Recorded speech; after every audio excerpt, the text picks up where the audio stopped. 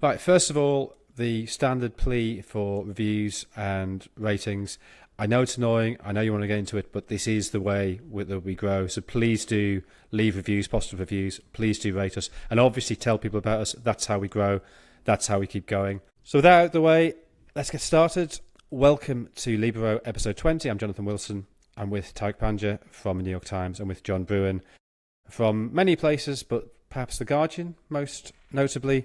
Today we're talking about this sort of raft of new blood. You have a raft of new blood, this infusion of new blood, this raft of new sailors who are winning things this season. You've had Newcastle winning the League Cup, Palace winning the FA Cup, Spurs winning the Europa League. In Germany we've had Stuttgart winning the Pokal. We've had Aberdeen winning the Scottish Cup. In Belgium we've had Union Saint-Gilloise winning their first title in 90 years. So we've seen these scenes, very emotional scenes of fans who are not used to winning. What's going on? Why is this happening? Is this the end of a Super Club era? Tariq? I think it's too early to tell. I think that we got to separate the Premier League as well from the rest of those. Newcastle are on the cusp of maybe becoming a super club themselves, aren't they? Like, if you look at the spending power of the Premier League in general compared to rivals elsewhere, you've got teams like Bournemouth who are able to outspend Juventus. And then on top of that, you ally Saudi Arabia. The Kingdom of Saudi Arabia has bought Newcastle. Alexander Isaac, for example, would not be moving from Real Sociedad as he did to Newcastle to another club. If you think, would the seventh best club in any of those other leagues be able to buy the top striker in Spain? Probably not. So it's great. It just shows you the depth of the Premier League in a way, and we're getting new teams, and that's really good. And in terms of the other leagues, it's almost in my opinion, I think it's the opposite of that, where you're kind of having so much finance being pushed into the Premier League. It's equalising all those other championships in a way. And then, you guys can get into this, but maybe new tactical trends with managers at these teams trying things that are different. At least this season, maybe getting a win. It has been great to see fans who are not used to winning though. I mean, I think I can't remember ever having seen so many tears in grounds this season, and tears of joy, which I think are the only real tears when it comes to football. I think people who cry because they've lost, it's slightly pathetic. It's only football, get over it. But you're weeping with joy because suddenly your team, your people, has won something. Yeah, I was moved. Yeah, seeing Spurs fans in Bilbao, seeing Palace fans at Wembley. I mean, despite myself seeing Newcastle fans at Wembley, this is a good thing for football that new clubs are winning. That I think we've, how often recently have you been on the tube and City fans? I mean, I'm not really having a go in City fans. This could be any set of fans. It could be United fans 10, 15 years ago. Chelsea, yeah. Chelsea's a bit different because I haven't had to travel as far. But this sort of sense of, oh God, we're at Wembley for the sixth time in a year and it's costing me a fortune. Right. And I that sense of routine is bad for everybody. Even the people who are winning stuff end up not enjoying it. So I think we should get into the reasons later on. I think you've outlined them very well, that they are different in the Premier League to elsewhere, and we should look at that, and we should look at the consequences. But for all the people who've talked about this as being a disappointing season in some ways, anticlimactic season in terms of the Premier League, there's more people have had joy this season than I think, more different people have had joy this season than ever before, John. Yeah, you can't disagree with that. Liverpool aren't particularly regular title winners. Well, 2 in 35 years, yeah. Yeah, so they waited a while, and, we're talking, aren't we, actually, the morning after joy turned into tragedy, but, for a significant amount of time they've been able to enjoy that great win for them.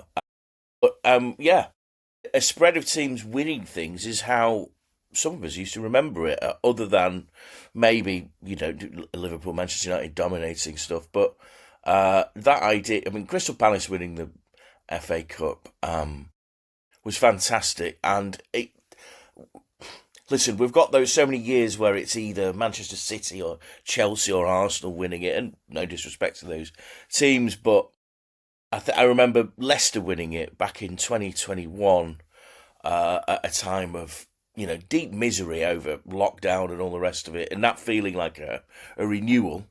And back in 2013, Wigan beating Manchester City, and that itself feeling like a great shock. Now, are these wins this time great shocks? Well, actually, I mean, look at it from this point.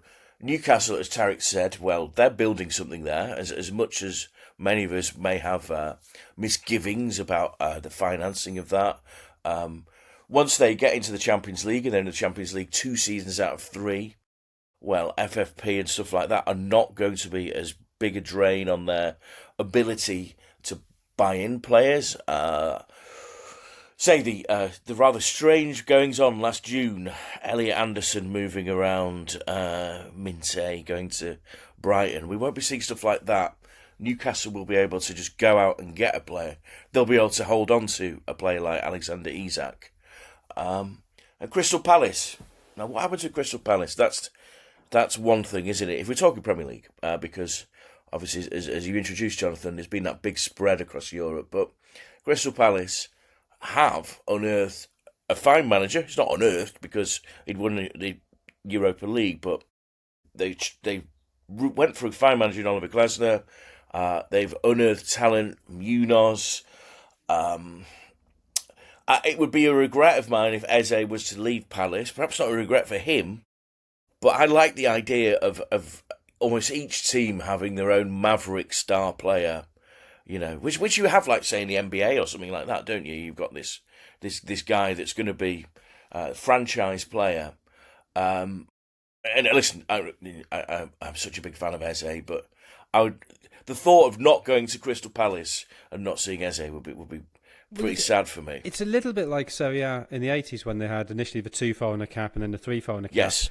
That I realise EU regulations, freedom of movement, means you can't do that anymore. But what the great positive that gave you was you had things like Zico turning up at Udinese, because there's only so many clubs, and you got a lot of very talented foreign players. When Verona won the league 40 years ago with Hans-Peter Briegel and Preben Elkjær, and okay, they're not the most glamorous stars, but both really good, gifted players. And they probably wouldn't have been at Verona if it had been a free-for-all and the richest clubs had been able to sign them. So I think that spread of talent, and I completely agree with you, John, and it's not fair on Eze. Eze's got Eze's got to look after himself. He can do what he likes, yeah. It's fair, But from the point of view of Palace and the point of view of a neutral viewing public and journalists who have to pop down to Selhurst Park every once a month or whatever, it's nice to know you're going to see a really great player who you enjoy watching. But do you think it's fair, Tariq, to say that what we're seeing in the Premier League now, it's a combination of 2 factors. So on the one hand, you've got the enormous TV deals, which have enriched the Premier League at the expense of everybody else. If you look at Deloitte's 30 richest clubs in the world by revenue, 14 of them are Premier League clubs. But at the same time, FFP has just slightly dampened the capacity of the top teams to pull even further away.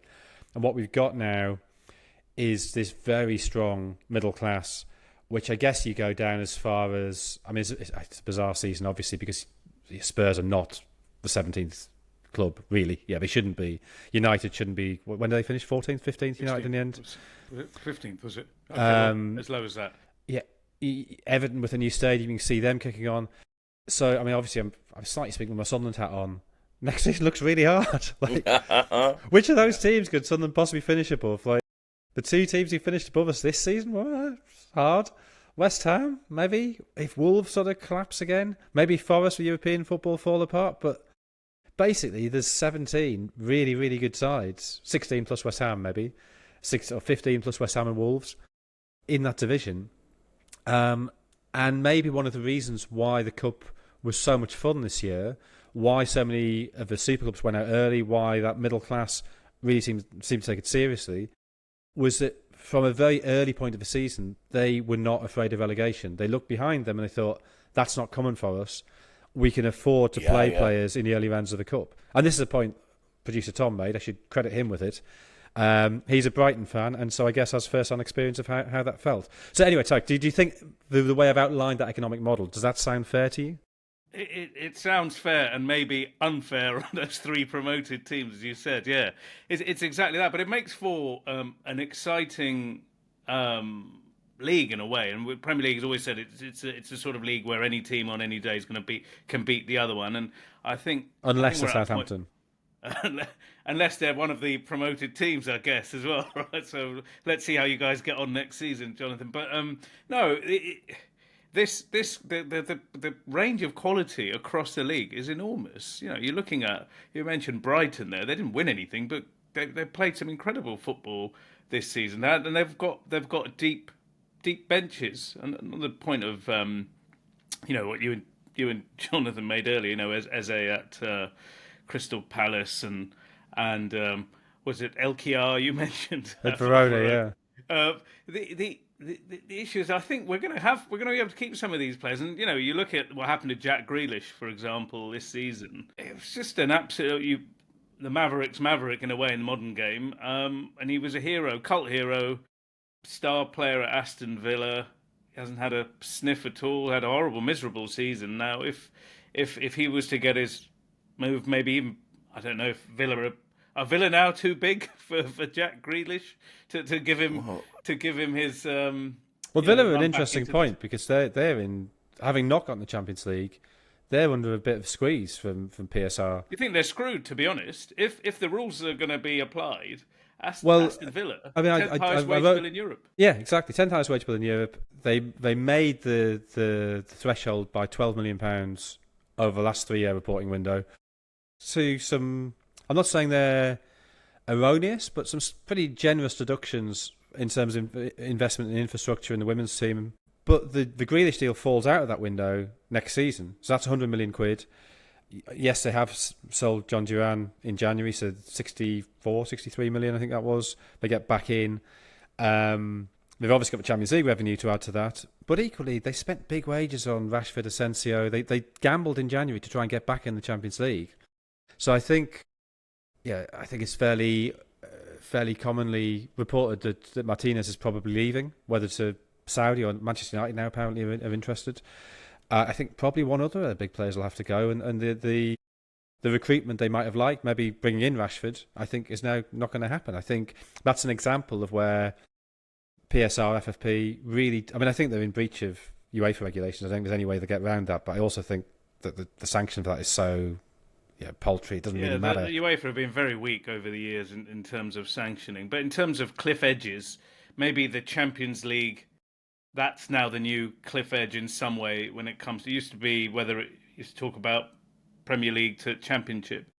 I think that still is one in terms of finances, and clubs have to be careful in terms of that drop. But as you just mentioned with Villa and people gambling to be into Chelsea as well, they've made it to be into the Champions League. I heard Enzo Maresca on Sunday, and I definitely heard him say that all the critics were wrong and we should F off.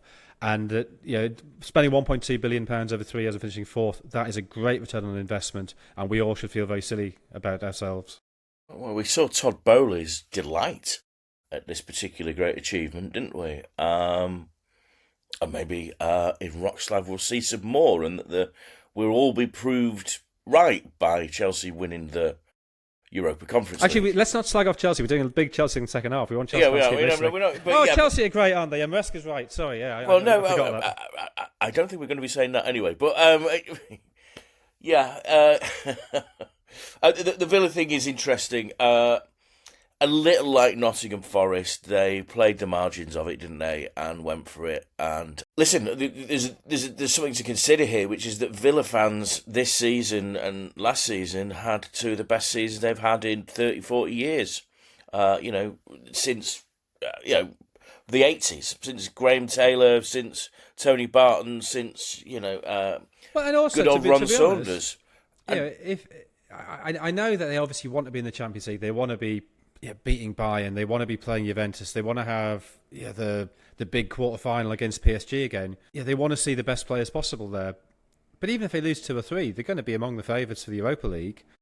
And if it comes to Istanbul next May, and they're lifting the UEFA Cup, the Europa League, has that been worse for them? I mean, I get financially it has, but in terms of experience, I don't know. Well, and they've got the right manager to do it, haven't they? If he's won it 3 times, around. Yeah. So, I mean, listen, all is not... Listen, if you set aside that, and many fans will, I mean, I suppose one of the things of football these days is that there is a certain branch of football fans that are now obsessed with the finances, and there is a a whole subsection, on social media who are, almost like peeping toms on everyone else's financial affairs of like, oh, look, I see they're going to go over PSR when they've and well, a lot. One of the bizarre sort of unintended consequences of modern football is how many people are now completely across like quite complicated accounting practices.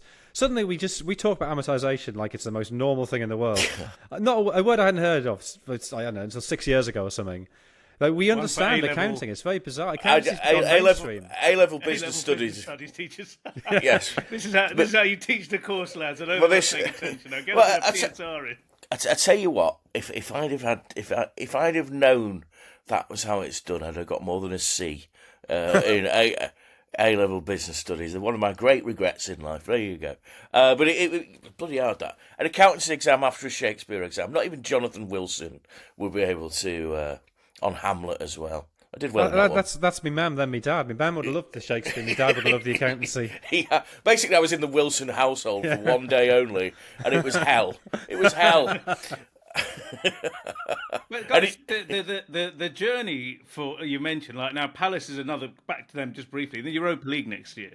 That's going to be incredible, isn't it? Those like one of the best atmospheres I think in the Premier League is a Crystal Palace game at Selhurst Park. 100%. Now, those fans on the road across Europe getting that, it's going to be an incredible travelling army across Europe, and with the manager, I think have they got a chance as well in definitely they have in the Europa League. Yeah, I mean, there's absolutely no reason why they shouldn't get through the league stage.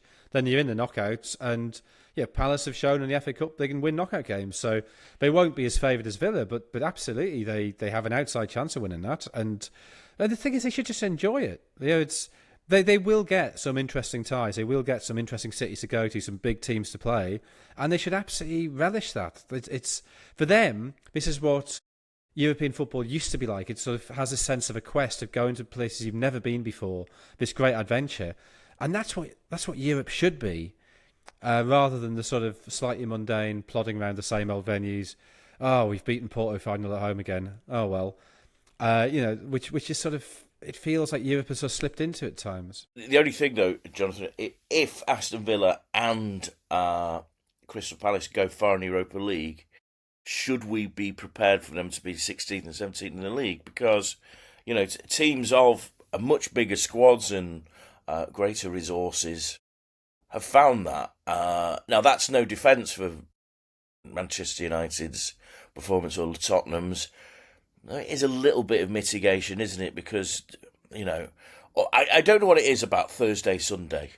It cannot work on the football's biorhythms, but it does appear to take it out of. And this goes back to, I remember Leeds United trying to challenge for a league title while in the old UEFA Cup, and it just not quite ever. Well, they had the bizarre extra game, didn't they? Because Stuttgart fielded an extra foreign player, and they had to go to that replay. Oh, that was before that. I'm talking in the season when David O'Leary's manager. Oh, right. So 10 years later. Yeah. Sorry, yeah. Yeah, so that was, it was one of those runaway Man United seasons, but the closest challenger for a while were Leeds.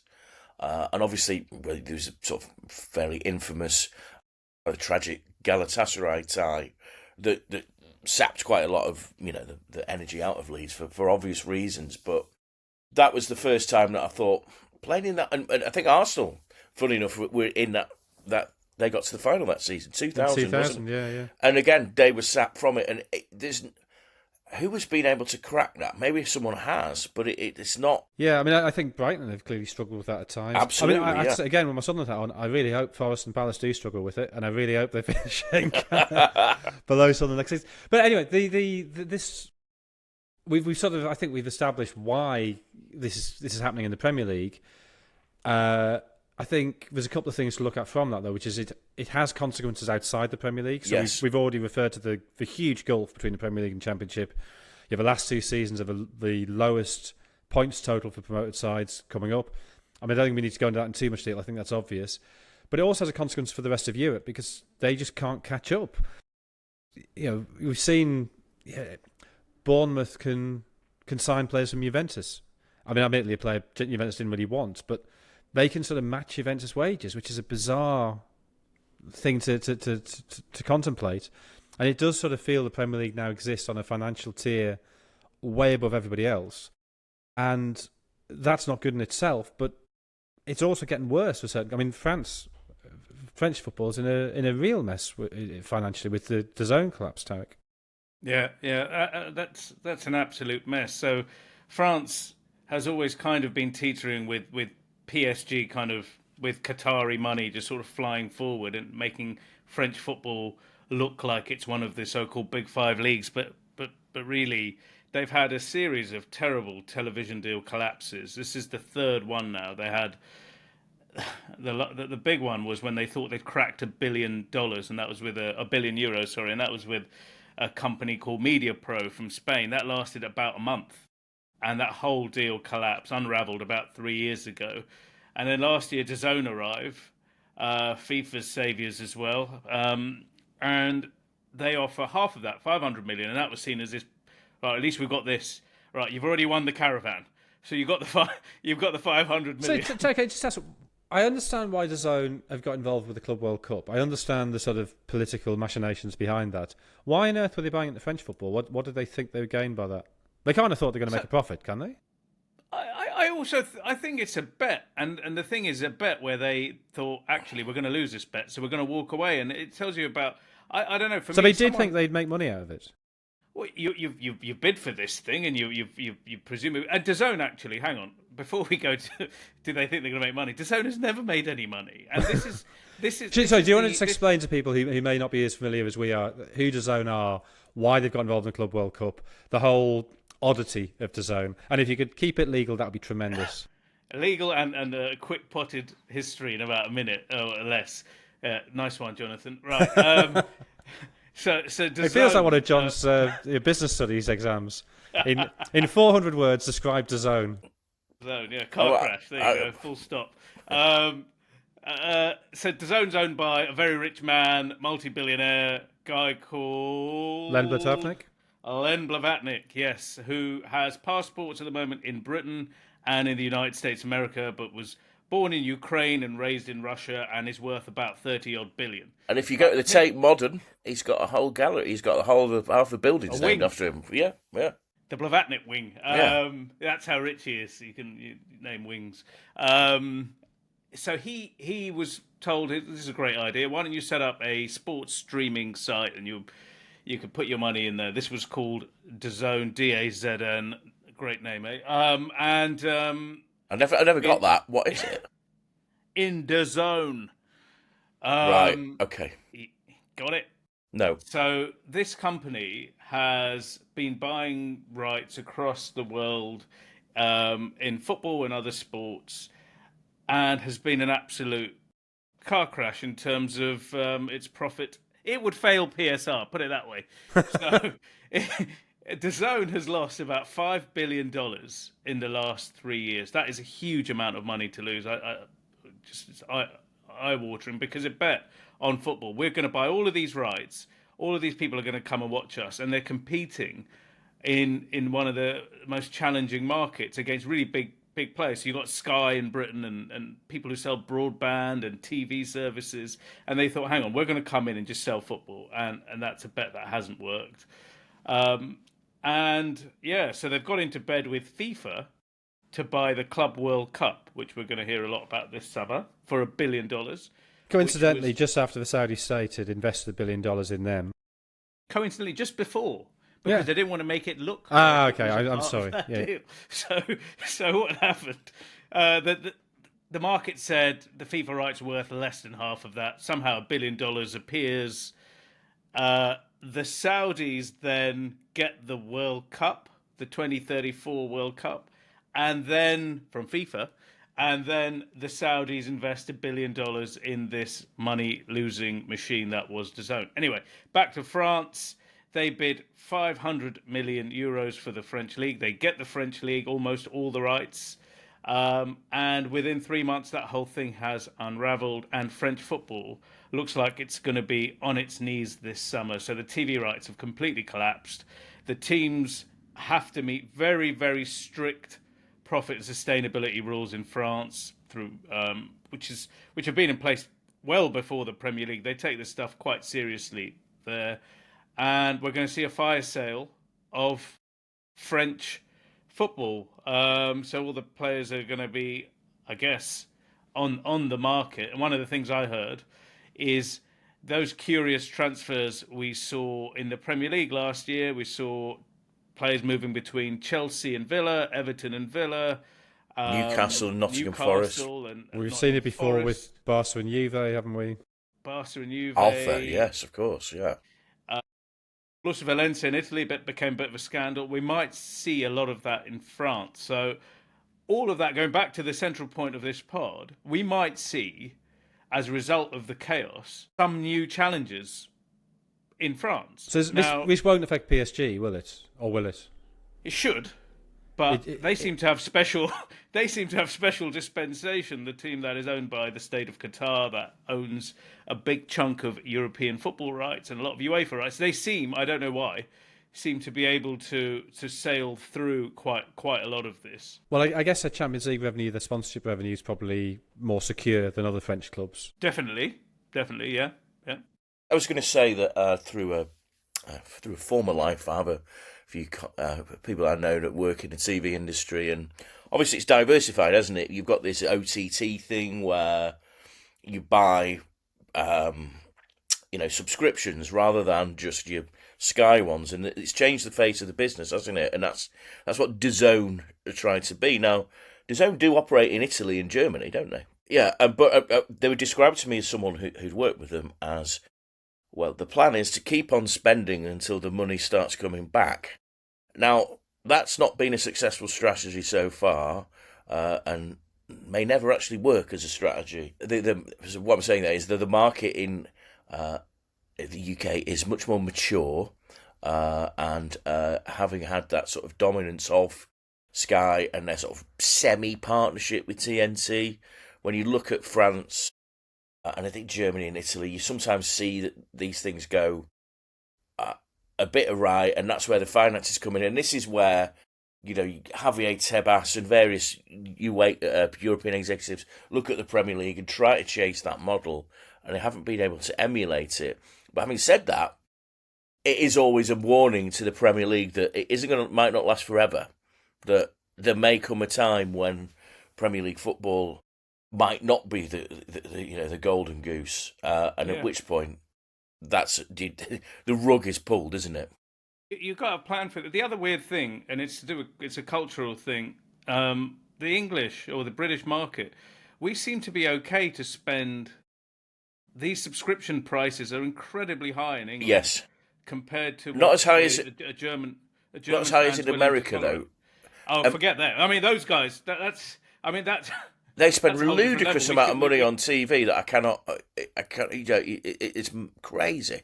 TV and ticketing, and this is the thing. Maybe we will do another pod on this. The way ticket prices are going with American owners. The American public is willing to spend, as you said, a lot more on TV, and they seem comfortable with this idea of dynamic pricing, where you're paying $6,000 for a Super Bowl ticket, and very rich people get to go to the best games, and they're comfortable with that.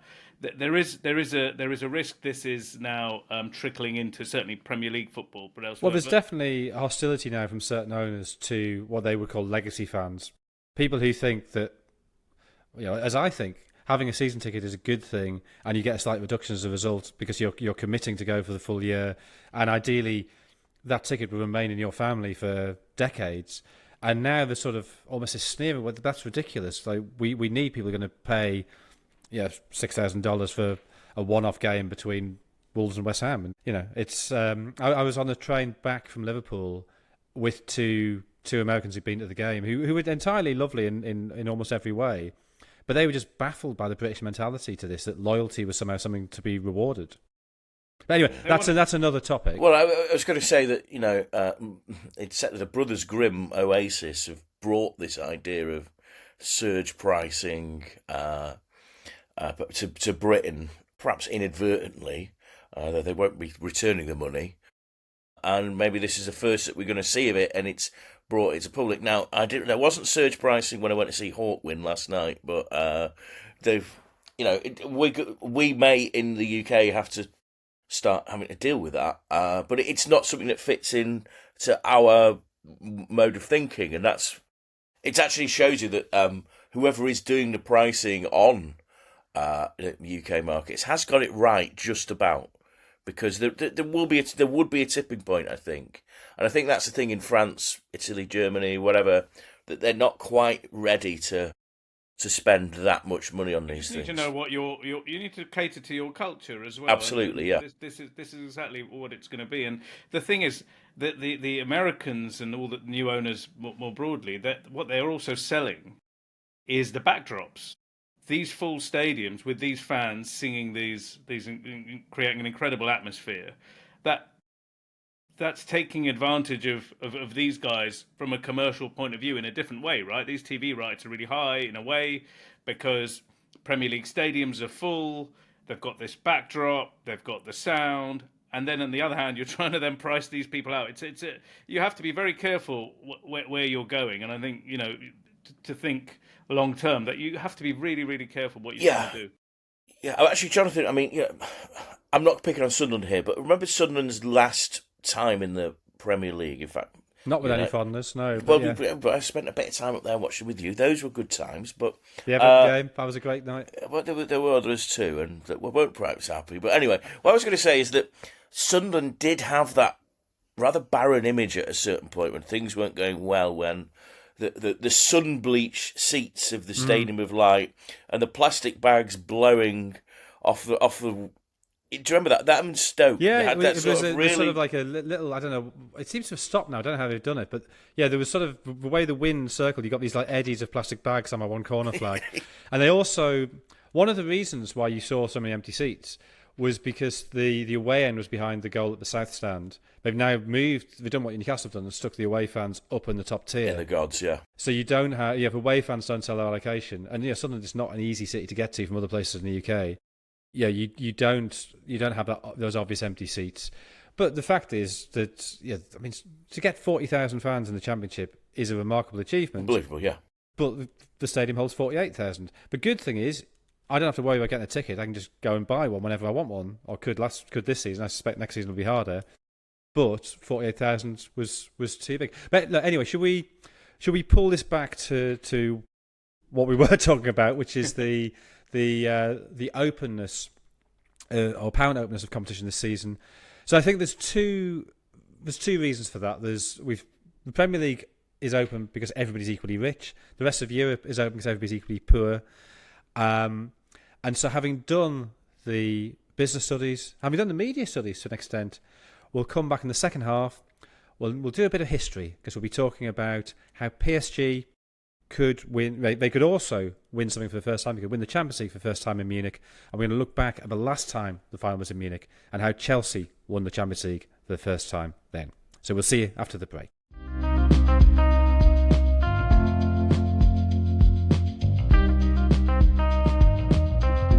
Welcome back to episode 20 of Libero. I'm Jonathan Wilson with John Brewin and Tariq Panja. And the second half, we're looking back. We're doing a bit of history. We're looking back at Chelsea winning the Champions League in 2012. So I'm going to give you a quiz question to start with. Nottingham Forest, 1979. Marseille, 1993. Borussia Dortmund, 1997. Chelsea, 2012. What specifically links those four teams and years? Munich, is it not? Not just Munich. And first-time winners, yes. First-time winners. Every time the European Cup or Champions League final has been in Munich, it's produced a new winner. So the fifth time that Munich is hosting the final is this Saturday. It's Inter against PSG. The lads will do a proper preview of that later in the week and what it might mean for PSG. But PSG, after this long, huge amounts of investment, QSI came in 2011. They've been expected to win the Champions League for ages, have failed to do so. This, in their second final, could be the time when they do it, just as it was for Chelsea in 2012, who'd been in the final in 2008, had lost, had all the Abramovich investment for 9 years, so not as long as PSG, but for a long time. And then finally, in 2012, they won it. So can we see similarities between PSG now and Chelsea then? Because I'm sort of thinking that Chelsea then, it felt almost like the most golden years were over. That a lot of the stars had gone or were going. It was famously Didier Drogba's last ever game for the club. And PSG seem to have undergone a similar process, that all their really big names, Mbappe, Neymar, Messi, have all gone. So do we see a similarity, John? Yeah, actually, it's a good point, actually, because when you think of the Chelsea golden era, you won't necessarily think of this team that was the achievement of the dream for Roman Abramovich, the idea of winning the Champions League, because, of course, there is this fable, and we never really know because his public utterances are so rare, this idea that he attended a Champions League game at Old Trafford and decided, that's a bit of me, I want United, Real Madrid, and he bought Chelsea. Well, it was supposedly the 4-3 defeat to Real Madrid when Ronaldo scored the hat-trick. Yeah. Which is just after Easter 2003, is that right? It was, yeah. A game where actually Real Madrid were always going to win because they were leading 3-1 from the first leg. But plus the away goals. Yeah, let's not spoil the the romance. But so this night was, and it was it felt like the chance had gone because they'd lost in the 2008 final. The Terry miss. There'd been a couple of other near misses. Mourinho himself had faltered. And you think, obviously, it's the classic Chelsea as the Mourinho era, don't you? That 2005-06 season in particular, the first title win was dominant. The second one was even more dominant. There was a point where it just felt there will be nothing but Chelsea for years and years and years. But what we didn't realise was that, of course, Jose Mourinho, the wheels come off suddenly. But there've been teams since then. Now, this team, if you'd look at it, the first 11 that started in that game is a patched-up 11 that you would have thought might have competed in, say, a Carabao Cup quarter-final or something like that. Well, they had 4 injuries, didn't they? So famously, they were without John Terry, who got sent off for kneeing somebody at the arse in the semi-final. And they tried to plead his innocence, but unfortunately not. But they were also without Ramirez, Raul Morales, and, as Jeff Shreves merrily told Branislav Ivanovic. So he was a team, where they were cobbling. I mean, Ryan Bertrand, I think that was his first start for the club, and left back, being asked to play on the left wing, but did a great job as it turned out. He was fantastic, yeah. And you had a repurposed Frank Lampard. Do you remember that all those years when we would say, Lampard just never stays back? That night in Munich, he was magnificent as he sort of marshalled the defence in front of him, and Juan Mata, whatever happened to him, played like this incredibly disciplined midfield performance. Well, actually, should we just rattle through the Chelsea team? So it's Cech in goal, Basingwa right back, David Luiz and Gary Cahill centre backs, Ashley Cole on the left, Jonathan Mikel and Frank Lampard at the back of midfield. Lampard obviously occasionally breaking forward from that. Mata in front of them, and then on the right flank, John Carew. On the John Carew, who's that? John Carew. Salomon Carew, yeah. So on the right flank, Salomon Carew. On the left flank, Ryan Bertrand, and up front, Didier Drogba.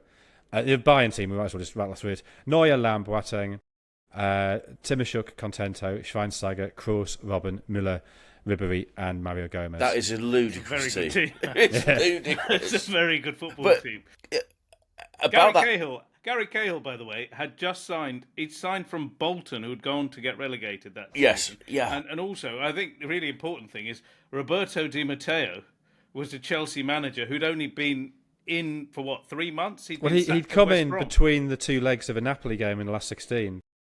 Andrea Villas-Boas had overseen the first leg. They'd lost 3-1. I suspect John Terry oversaw one of the legs, didn't he? Do you remember when he subbed himself off and then managed from the sidelines? Because this was a point, actually, one thing about it is like, we think of it as the Chelsea era had gone, but there was still that power base, wasn't there? There was this point that the dressing room was run by 4 players, essentially. Cech, Lampard, Terry, Drogba. And that's the spine of a team, yeah. Yeah. and they just, it was just that they ran it. And Di Matteo is almost at this footnote in football. I remember in the press conference after, everyone was, you're going to keep the job after? And he had no idea, despite winning the Champions League. I mean, this is how Chelsea operated. Of course, this was the season of Andre Villas-Boas. This had started the season as the new wunderkind of management, having won the Europa League with Porto and being this. I think they played Stoke in the first game, and everyone was like, "This ain't happening. This ain't happening. Well, we'd been in Dublin the previous year for the Europa League final when they beat Braga. One of the most forgettable games of football I've ever been at. Like, and one of the lengthiest ever press conferences, 40 minutes by AVB, as in a room full of journalists in Dublin, wanting to go out and sample some of Dublin, and AVB going on about his philosophy. Now, listen, it was interesting because the AVB at this point was the new Mourinho, wasn't he? That was the whole vibe. But what he did not have, he didn't have Mourinho's capacity to read a room. I mean, that 40-minute press conference. I mean, bizarre from his point. Surely he just wants to kind of get it done, go back and celebrate with his team. But no, he's all about the self-promotion. Maybe that's unfair. Maybe he just wants to talk. He just wanted to talk football, man. Yeah. So, I mean, I remember being at a Spurs Newcastle game the following season, and I think Newcastle won at 1-0, and Michel Vorm was playing in goal. Who would the normal keeper have been? This is when he's at Spurs. So this is So Lloris, presumably. So this yes, obviously a couple of seasons later. So I think Lloris was out, and Vorm plays, and the goal comes basically because Vorm's slightly slow off his line to ball played in behind the defensive line. And I asked a question about whether having the sub keeper there who's not as comfortable coming out was the issue. And he starts this answer, and it's how when you've asked a question, you're having to you're making a note, but you're kind of looking up to sort of nod to acknowledge that he's speaking to you, and so doing that, and this is going on and on forever, and seeing kind of other people in the room staring at me, going, "Why the fuck have you asked this question? Why are we sitting here for 15 minutes listening to this drivel?" And obviously nobody can use it; it's far too long to be used. But he had no notion this is not what journalists wanted or needed. That he had a sort of a real sort of nerdy incapacity, a real love of football, a real sort of enthusiasm for talking about football, but not realising the times when you do it and the times when you give a little pithy, punchy answer. Well, you might recall that in Dublin, I mean, let's not go on too long about AVB, but he did say that he left the mic on, and there's a couple of friendly journalists went over to congratulate him, one of them including our friend Antonis Kastronakis. One of the legends. One of the legends of the game. The mic was left on, and AVB pronounced, so this is the most profound thing I ever heard him say, was, "Shit game, fucking hell." And could have done, wouldn't it? You would have been on a night out if he'd done that, wouldn't you? Where's your back page? Yeah, pints deep within 10 minutes after that. It was, so there you go. But yeah, so we'd had the first misfire of ABB, and there would be another. There'll be a few others, perhaps in the Paris-Dakar rally. He, and then we ended up with this rather weird figure, Di Matteo, who had been at West Brom and sort of always done sort of okay, but then faded because he played a nice brand of football, but was a bit of a Chelsea legend, of course. And then it just felt like the team was running on its own energy, and then you came up against this Bayern team that I remember getting to Munich that time and just seeing almost like they'd won. They had won. Well, we should talk about the semi first, because the semi against Barcelona were two incredible games of just defence against attack. And I think Napoli, Jonathan, before that as well, they lost the first leg to Napoli 3-0. 3-1. Is that right? 3-1. Yeah. So that journey we'll get to the Barcelona section, but they should have been out. And then they beat Benfica as well, but I think they were outplayed by Benfica in both of those games as well, and then get to this incredible set of games against Barcelona. Which, I mean, I think this was a time where people had... This is 2012. It's 3 years after Guardiola's led Barcelona to the first of his Champions Leagues. And one of the most striking things after that game in 2009 was Michael Carrick saying, Fergie had told him, whatever you do, hold your position. Don't go chasing the ball. They will have the ball. But United weren't used to not having the ball. And actually, if you look at the possessions after that game, they're not outrageous. It's something like 59-41. It's not crazy. But United weren't used to having 40% of the ball. So they end up going chasing it because they feel humiliated not to have a ball. By 2012, and partly because of Mourinho in 2010, teams have realised, actually, you don't really need the ball. If you're playing Barcelona, sit deep, don't give them any space, let them have a ball, and then watch them crumble because mentally, they're a little bit fragile. And so that season, Chelsea just defended across both legs. And it was right towards the end of Guardiola's final season, as it turned out. And Barcelona just, for whatever reason, they just kept passing it and couldn't score. It was, Guardiola has always hated the term tiki-taka, which was coined as a term of abuse by Javier Clemente, way back in the 80s, for sort of Barcelona supposedly sort of tapping it around, going nowhere. So Guardiola has also rejected that designation. But that season, that's what they were. They were tapping it around, going nowhere. And Chelsea get the breakaways, win 1-0 at Stamford Bridge. And then the game at Camp Nou is just an incredible game. The amazing Ramirez finish. And then, of course, they're going to go through on away goals anyway. And you get the Torres goal, the famous Gary Neville orgasm. Well, it launched Gary Neville's career. That was Gary Neville as a commentator would not, without the goalgasm of that evening. 7 seconds of Gary Neville kind of making extraordinary noises. Yeah, he would not have conquered the world as he does now. But that was an incredible tie. And maybe we should have believed a bit more in Chelsea than we did in Munich, but it just felt like everything was against them. Well, all three of us were there, weren't we? Now, I think the point you were about to make before when I took us back, I think that was absolutely true. I remember the tifo that Bayern fans had. I was obviously in their own stadium. So they're only the fourth team ever to play a European Cup Champions League final in their own stadium, the first since Roma in '84. For whom it did not go well, it should be said. And that tifo saying "Unsere Stadt, unser Stadion, unser Pokal," our city, our stadium, our trophy. Well, yeah. I just get uncomfortable with Germans doing the tripartite thing. I think they should have moved on from that. But B, just come on, setting you up. That's setting you up, lads. It's just that's the definition of hubris. And then the game itself. I mean, the moment I just found absolutely extraordinary. Bayern had the better of the game. There'd been a Robben effort that had hit Czech's legs and hit the post early on. They had a load of other chances, couldn't Mario score. Gomez must have missed 10 chances in 2 minutes as well. Yeah. And then finally they score, 82, 83 minutes, back post header from Thomas Müller. And it sort of bounces over Petr Cech and it goes in off a bar, I think, in the end. And then they take Müller off and bring on Daniel van Buiten, which I sort of get as a sort of tactical move. Okay, we're going to chuck on another defender. But it was the way he came off, the way he sort of applauded all four sides of the ground, as if the deal was done. I remember turning to Paddy Barkley, who sat next to me, and him turned to me, and we both said, even though there was 5 minutes left, we were both certain Chelsea won it at that moment.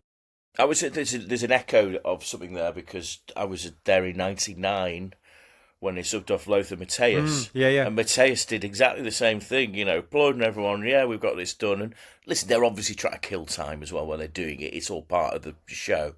But the Müller thing, ahead of the game, and listeners to the SoccerNet podcast of the time will know that I said this. I said that the longer the game went on and Bayern weren't winning it, the more it was going to get into their heads, the type of thing, the Rome thing.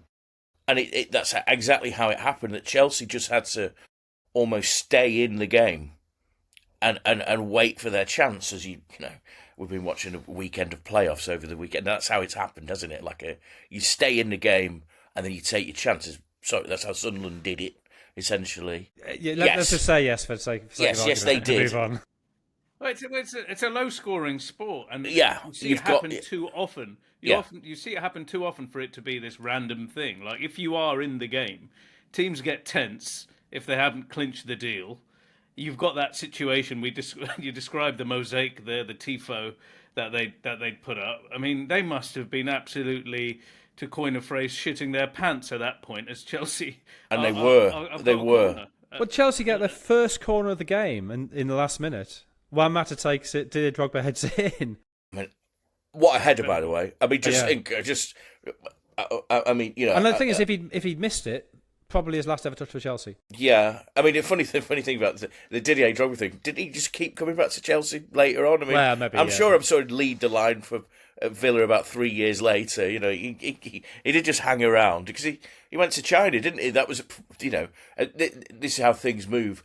England was the great place that people went to at that point, and whatever happened to that, Yeah, then he ended up at Galatasaray. Then he did come back, didn't he? Yeah. But Bayern, Bayern found another way to lose that game, though, didn't they? Well, they missed a penalty. They missed a penalty in extra time. Robin. But Drogba gives it away. Drogba takes out Ribery. I think Ribery was injured by it as well, which maybe made a difference in the penalty shootout. And then Cech saves the penalty. Who took the penalty? Do you remember who took the penalty? Robin, was it? Was it? Yes, Yeah, it must have Ryan been Robin. Yeah, that's right. Yeah.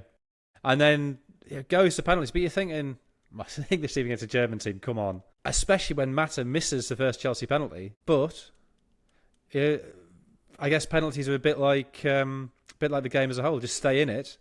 And Chelsea then, they do stay in it. David Luiz scores, Frank Lampard scores, Ashley Cole scores after Ivica Olic has had his kick saved. Yeah. Olic came. Chelsea went first, didn't they? So Olic is after Ashley Cole, his kick saved. Suddenly it's level. Drogba scores, and then Schweinsteiger hits the post, and That's right. Chelsea suddenly have won it. Peter Cech famously he's been asked about this, and he described seeing the ball like a beach ball because he saved a couple of them in the shootout. But the odd thing is the Robin miss in extra time. There is a beach ball next to the post. It's a very that must be what he was seeing. because he dives to his left to save it, and it's just the way the angle of the camera. It looks like he's pushed out to the left, and the ball somehow turned into this big yellow. I don't know if it's a balloon or a beach ball or something.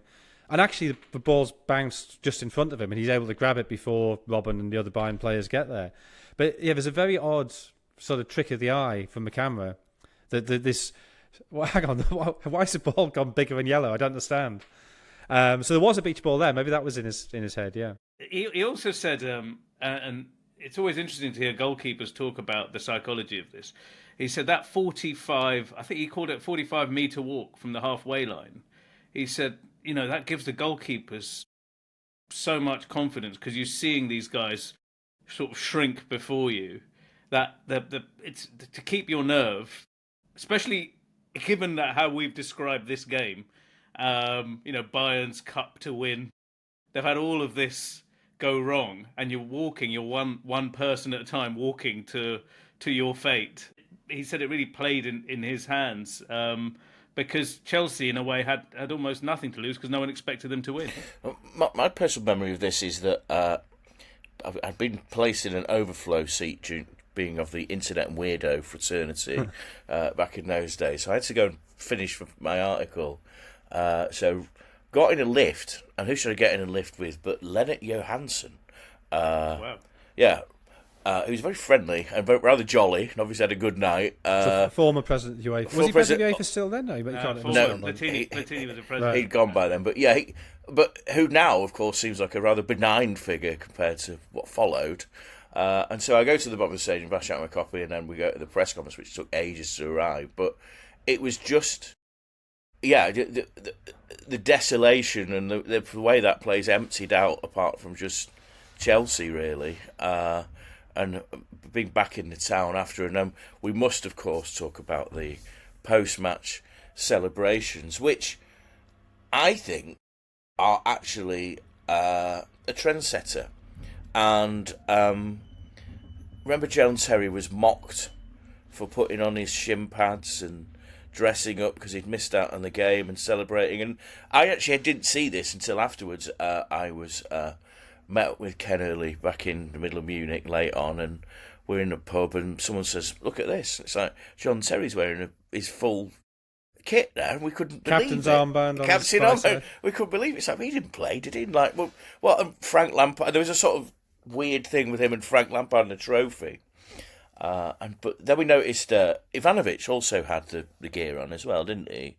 Well, presumably Ramirez and Raul Morales as well, unless they had too much dignity. I don't know, Ramirez would never do anything like that. No, I'm not having that. Well, Raul Morales was his own man, wasn't he? He was like an indie sort of goth geezer, so maybe covered in tattoos. Yeah, but he anyway. But like, so funny enough, the following year when Chelsea won in Amsterdam in I noticed the players did this again when Rafa Benitez when they won the Europa League.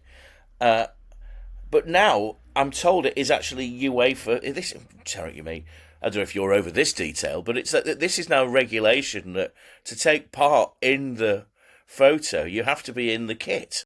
Well, I've heard John Terry apparently say that that's why he had to wear the shin pads as well. Was James to be Maddison allowed. wearing shin pads in Bilbao? Because I noticed he was doing the full kit thing. But John, if you're saying that's now the No, but I rule, think this is what.